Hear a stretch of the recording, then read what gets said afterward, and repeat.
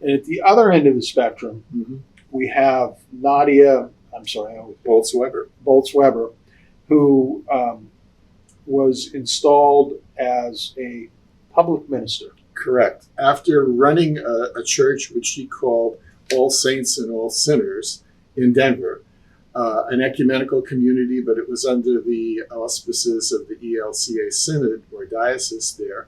She decided it was time for her to move on, and the bishop of that synod decided that she could be a public minister or a public pastor, which is what she does.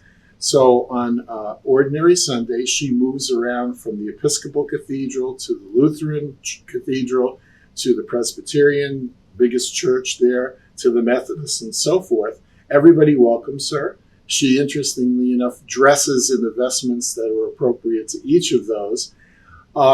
She has changed what she does a little bit. She may have softened her edges because, as described, not everybody always welcomed her. That's right. All Saints and All Sinners was really a congregation of people who understood themselves to be marginal and maybe liked being marginal almost too much. Okay. And sometimes I found that her writings got her into a corner where she could no longer really deal on a Sunday morning with somebody who was not as edgy and marginal as she was or her people.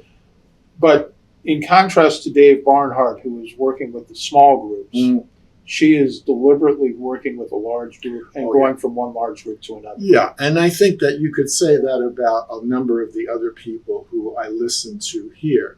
Barbara Brown Taylor is a good example of that. She, for years, has been a best-selling author, not just for her collections of sermons, but also for several strings or threads of books that she's published.